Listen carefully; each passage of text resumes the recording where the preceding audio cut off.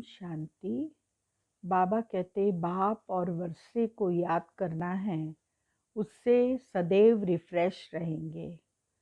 और बाबा के पास आते हैं रिफ्रेश होने, फिर जाकर के बाहर में दूसरों को भी रिफ्रेश करते हैं, ज्ञान सुनाने का कार्य करते हैं। क्योंकि ज्ञान सुनाएंगे तो रिफ्रेश हो जाएंगे, खुशी भी मिलेगी, उमंग उत्साह भी बढ़ेगा। इसीलिए पुरुषार्थ निरंतर करते रहना चाहिए। 22 तारीख की वाणी है।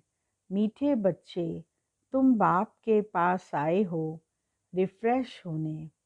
बाप और वर्षे को याद करो तो सदा रिफ्रेश रहेंगे।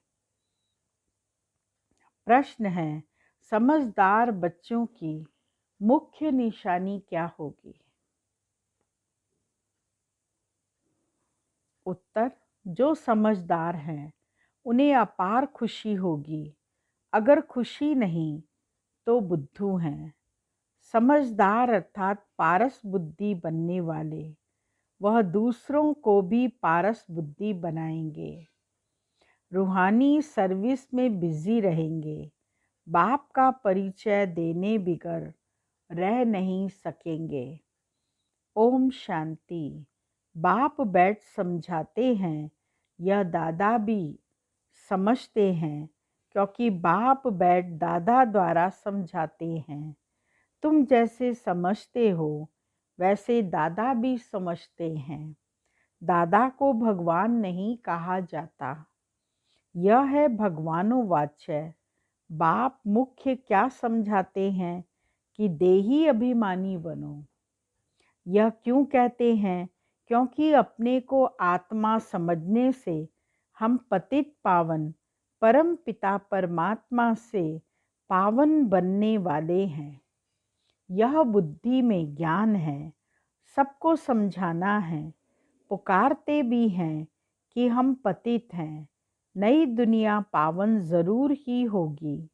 नई दुनिया बनाने वाला, स्थापना करने वाला बाप है।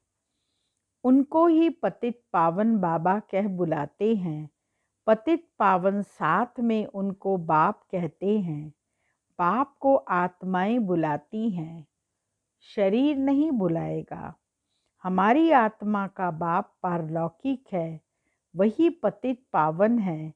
यह तो अच्छी रीति याद रहना चाहिए।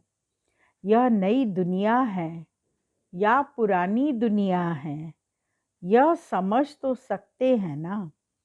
ऐसे भी बुद्धू हैं जो समझते हैं हमको सुख अपार है, हम तो जैसे स्वर्ग में बैठे हैं। परंतु यह भी समझना चाहिए कि कलयुग को अभी स्वर्ग कह नहीं सकते। नाम ही है कलयुग, पुरानी पतित दुनिया। कलयुग कलह का युग, कलपुर्जों का युग, पुरानी पतित दुनिया। अंतर है ना। मनुष्यों की बुद्धि में यह भी नहीं बैठता है, बिल्कुल ही जड़ जड़ीभूत अवस्था है। बच्चे नहीं पढ़ते हैं तो कहते हैं ना कि तुम तो पत्थर बुद्धि हो। बाबा भी लिखते हैं, तुम्हारे गांव निवासी तो बिल्कुल पत्थर बुद्धि हैं, समझते नहीं हैं क्योंकि दूसरों को समझाते नहीं हैं। खुद पारस बुद्धि बनते हैं तो दूसरे को भी बनाना चाहिए, पुरुषार्थ करना चाहिए। इसमें लज्जा आदि की तो बात ही नहीं। परंतु मनुष्यों की बुद्धि में आधा कल्प उल्टे अक्षर पड़े हैं तो वह भूलते नहीं हैं। कैसे भुलाएं? भुलवाने की ताकत भी तो एक बाप के पास ही है। बाप बिगर यह ज्ञान तो कोई दे नहीं सकते। गोया सब अज्ञानी ठहरे। उनका ज्ञान फिर कहाँ से आए जब तक ज्ञान सागर बाप आकर न सुनावे। तमो प्रधान माना ही अज्ञानी दुनिया। सतो प्रधान माना दैवी दुनिया। फर्क तो है ना, देवी देवताएं ही पुनर्जन्म लेते हैं। समय भी फिरता रहता है, बुद्धि भी कमजोर होती जाती है। बुद्धि का योग लगाने से जो ताकत मिले वह फिर खलास हो जाती है। अभी तुमको बाप समझाते हैं तो तुम कितने रिफ्रेश होते हो। तुम रिफ्रेश थे और विश्राम में थे। बाप भी लिखते हैं ना, बच्चों आकर रिफ्रेश भी हो जाओ और विश्राम भी पाओ। रिफ्रेश होने के बाद तुम सतयुग में विश्रामपुरी में जाते हो। वहाँ तुमको बहुत विश्राम मिलता है, जहाँ सुख शांति संपत्ति आदि सब कुछ तुमको मिलता है। तो बाबा के पास आते हैं रिफ्रेश होने, विश्राम पाने। रिफ्रेश भी शिव बाबा करते हैं, विश्राम भी बाबा के पास लेते हो। विश्राम माना शांत। थककर विश्रामी होते हैं ना, कोई कहाँ जाते हैं विश्राम पाने। उसमें तो रिफ्रेशमेंट की बात ही नहीं है। यहाँ तुमको बाप रोज समझाते हैं तो तुम यहाँ आकर रिफ्रेश होते हो। याद करने से तुम तमो प्रधान से सतो प्रधान बनते हो। सतो प्रधान बनने के लिए ही तुम यहाँ आते हो। उसके लिए क्या पुरुषार्थ है। मीठे मीठे बच्चे, बाप को याद करो। बाप ने सारी शिक्षा तो दी है। यह सृष्टि चक्र कैसे फिरता है, तुमको विश्राम कैसे मिलता है, और कोई भी यह बातें नहीं जानते तो उन्हों को भी समझाना चाहिए, ताकि वह भी तुम जैसा रिफ्रेश हो जाए। अपना फर्ज ही यह है सबको पैगाम देना। अविनाशी रिफ्रेश होना है, अविनाशी विश्राम पाना है। सबको ये पैगाम दो, यही याद दिलाना है। क्या चीज़ याद दिलानी है कि बाप को और वर्षे को याद करो। है तो बहुत सहज बात। बेहद का बाप स्वर्ग रचते हैं, स्वर्ग का ही वर्षा देते हैं। अभी तुम हो संगम युग पर। माया के श्राप और बाप के वर्षे को तुम जानते हो। जब माया रावण का श्राप मिलता है तो पवित्रता भी खत्म, सुख शांति भी खत्म, तो धन भी खत्म हो जाता है। कैसे धीरे धीरे खत्म होता है वह भी बाप ने समझाया है। कितने जन्म लगते हैं दुख धाम में, कोई विश्राम थोड़ी होता है। सुख धाम में विश्राम ही विश्राम है। मनुष्यों को भक्ति कितना थकाती है। जन्म जन्मांतर भक्ति थका देती है, कंगाल कर देती है। यह भी अब तुमको बाप समझाते हैं। नए नए आते हैं तो कितना समझाया जाता है। हर एक बात पर मनुष्य बहुत सोच करते हैं, समझते हैं कहाँ जादू न हो। अरे तुम कहते हो जादूगर, तो मैं भी कहता हूँ जादूगर हूँ। परंतु जादू कोई वह नहीं है जो भेड़ बकरी आदि बना देंगे। जानवर तो नहीं है ना, यह बुद्धि से समझा जाता है। गायन भी है सुरमंडल के साज पे। इस समय मनुष्य जैसे ऋण मिसल हैं। यह बातें यहाँ के लिए हैं, सतयुग में नहीं गाते। इस समय का ही गायन है।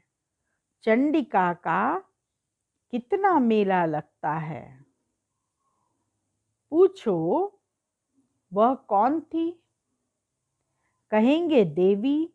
अब ऐसा नाम तो वहाँ होता नहीं।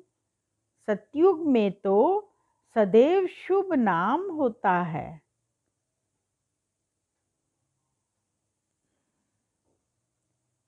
श्री रामचंद्र श्री कृष्ण श्री कहा जाता है श्रेष्ठ को। सतयुगी संप्रदाय को श्रेष्ठ कहा जाता है। कलयुगी विश्व संप्रदाय को श्रेष्ठ कैसे कहेंगे? श्री माना क्या? श्री माना श्रेष्ठ। अभी के मनुष्य तो श्रेष्ठ है नहीं।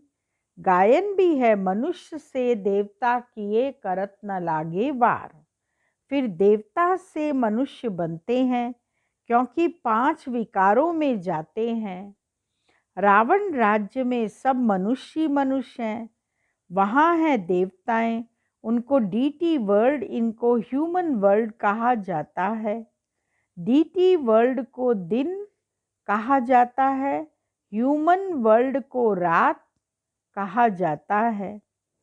दिन सोझरे को कहा जाता है, रात अज्ञान अंधियार को कहा जाता है। इस फर्क को तुम जानते हो। तुम समझते हो हम पहले कुछ भी नहीं जानते थे। अभी सब बातें बुद्धि में हैं। ऋषि मुनियों से पूछते हैं, रचता और रचना के आदि मध्यंत को जानते हो? तो वह भी नेति नेति कर गए, हम नहीं जानते। अभी तुम समझते हो हम भी पहले नास्तिक थे, बेहद के बाप को नहीं मानते थे। वह है असुल अविनाशी बाबा, आत्माओं का बाबा। तुम बच्चे जानते हो हम उस बेहद के बाप के बने हैं।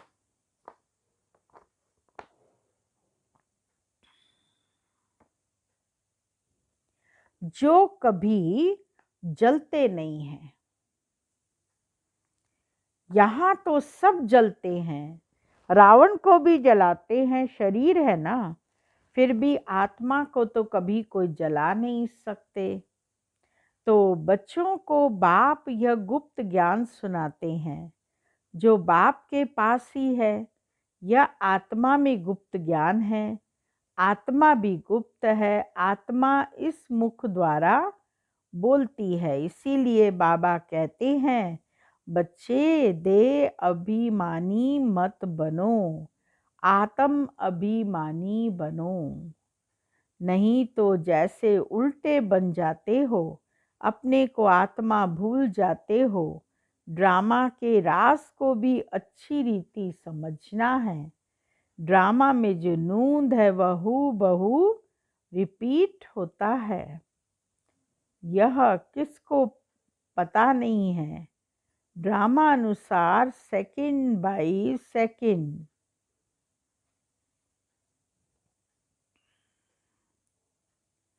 कैसे चलता रहता है, यह भी नॉलेज बुद्धि में है। आसमान का कोई भी पार नहीं पा सकते। धरती का पा सकते हैं।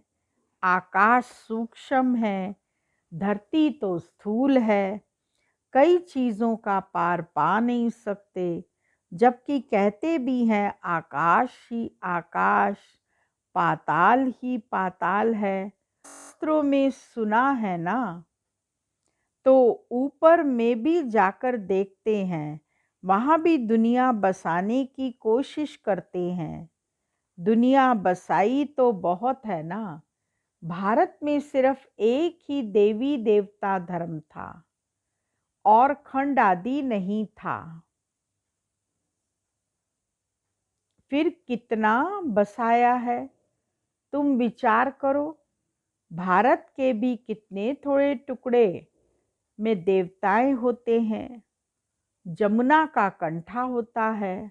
दिल्ली परिस्तान भी, इसको कब्रिस्तान कहा जाता है।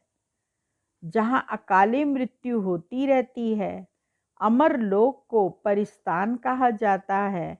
वहाँ बहुत नेचुरल ब्यूटी होती है। भारत को वास्तव में परिस्तान कहते थे। यह लक्ष्मी नारायण परिस्तान के मालिक है ना। कितने शोभावान हैं, सतो प्रधान है ना।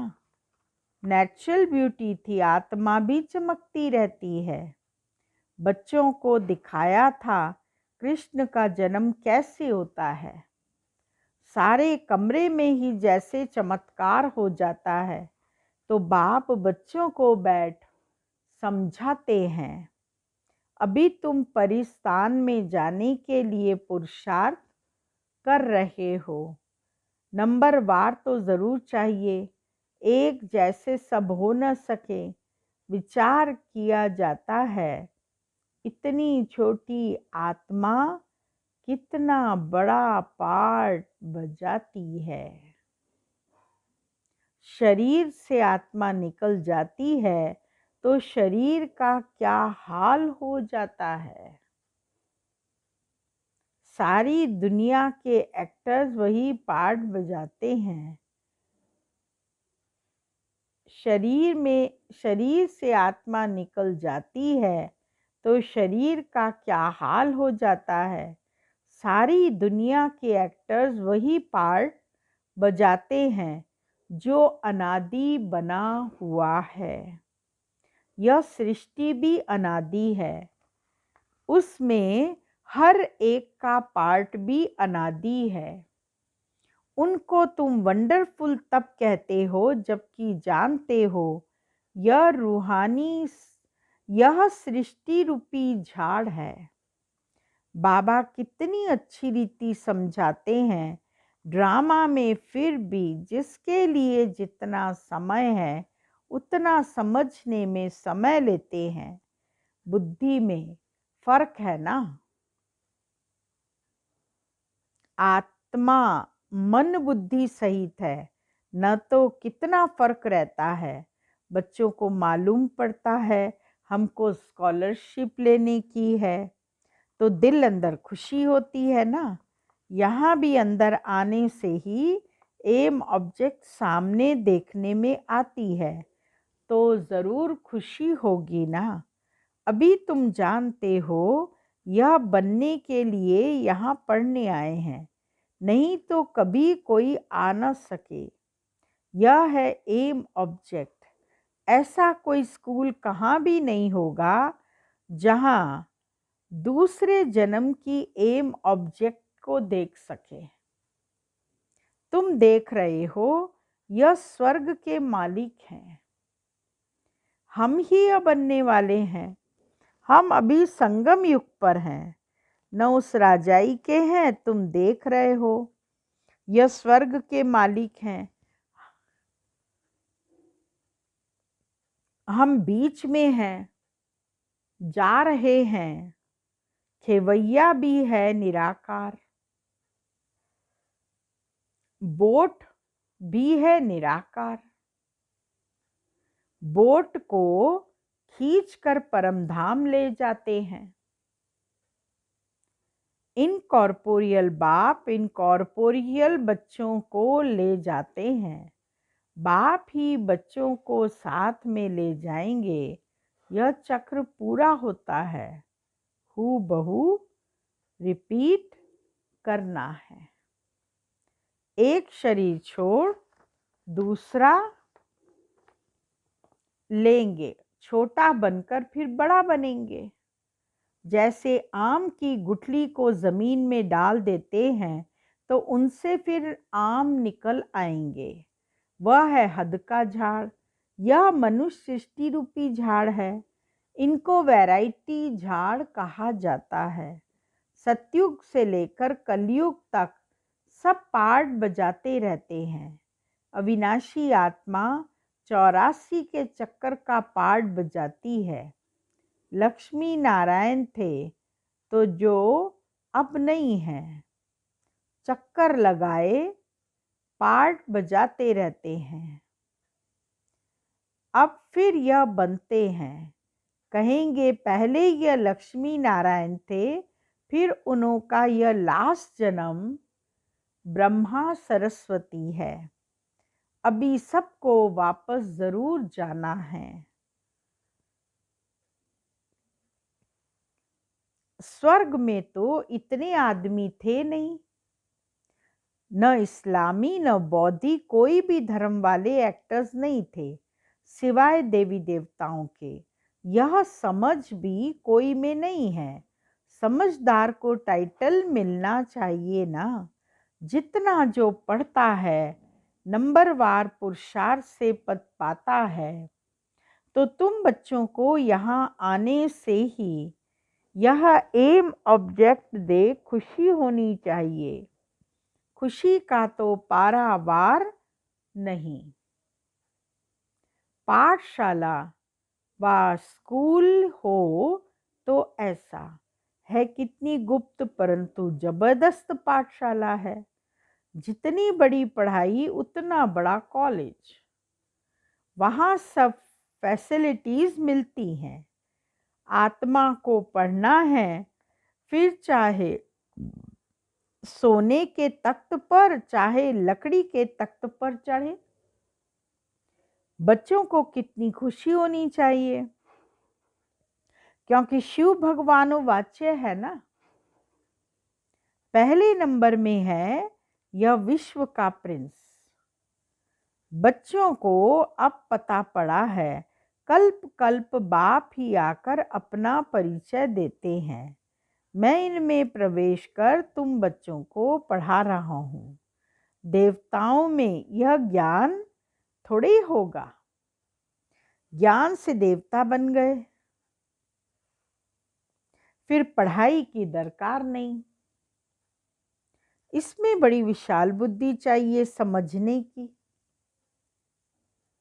अच्छा, मीठे मीठे सिक्के लदे बच्चों प्रति मात पिता बाप दादा का याद प्यार। Good morning. रूहानी बाप की रूहानी बच्चों को नमस्ते। रूहानी बच्चों की रूहानी बाप को याद प्यार। गुड मॉर्निंग, नमस्ते। मुख्य सार है, इस पतित दुनिया का बुद्धि से संन्यास कर पुरानी देह और देह के संबंधियों को भूल अपनी बुद्धि बाप और स्वर्ग तरफ लगानी है। दूसरा पॉइंट, अविनाशी विश्राम का अनुभव करने के लिए बाप और वर्षे की स्मृति में रहना है। सबको बाप का पैगाम दे रिफ्रेश करना है। रूहानी सर्विस में लज्जा नहीं करनी है। वरदान है,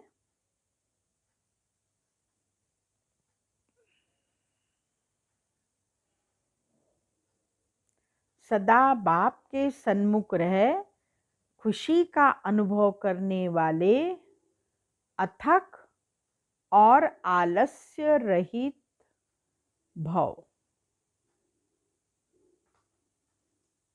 कोई भी प्रकार के संस्कार या स्वभाव को परिवर्तन करने में दिल शिकस्त होना या अलबेलापन आना भी थकना है। इससे अथक बनो। अथक का अर्थ है जिसमें आलस्य न हो। जो बच्चे ऐसे आलस्य रहित हैं, वह सदा बाप के सन्मुख रहते हैं और खुशी का अनुभव करते हैं। उनके मन में कभी दुख की लहर नहीं आ सकती। इसलिए सदा सन्मुख रहो और खुशी का अनुभव करो। स्लोगन, सिद्धि स्वरूप बनने के लिए हर संकल्प में पुण्य और बोल में दुआएं जमा करते चलो। ओम शांति। आज का स्वमान है, मैं अशरीरी आत्मा हूँ। अभ्यास एवं चिंतन अशरीरी बनना अर्थात आवाज से परे हो जाना। शरीर से परे होना अर्थात साइलेंस। 1 सेकंड अशरीरी होने की ड्रिल कराओ। जब चाहे तब शरीर का भान छोड़कर अशरीरी बन जाओ।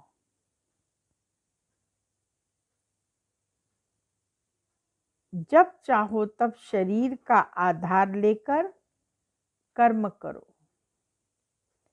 ऐसे अनुभव हो यह स्थूल चोला अलग है और चोले को धारण करने वाली मैं आत्मा अलग हूँ।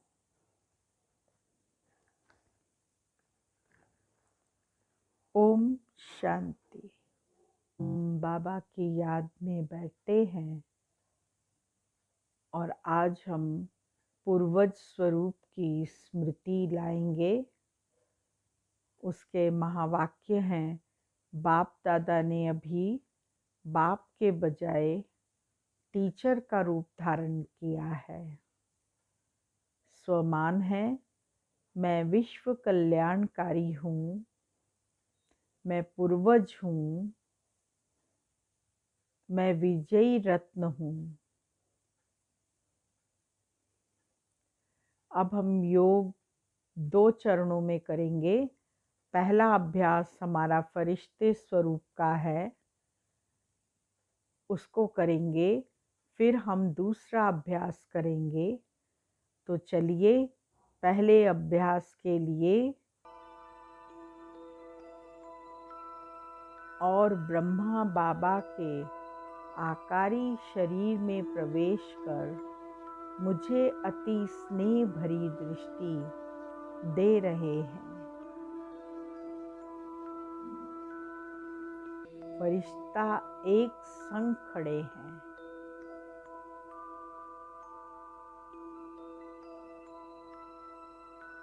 और नीचे धरती को देख रहे हैं।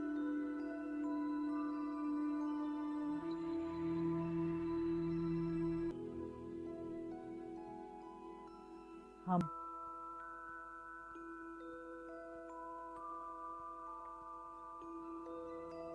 प्रकृति के 5 तत्व भी पावन होकर अपने आदि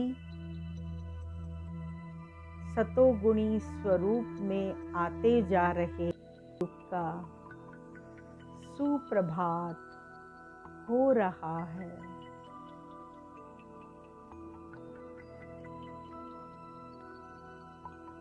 शुक्रिया बाबा, मीठा बाबा, प्यारा बाबा।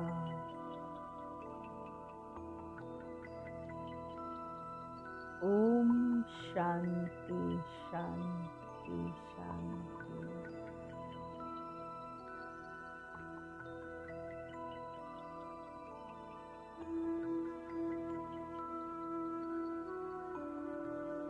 ओम शांति।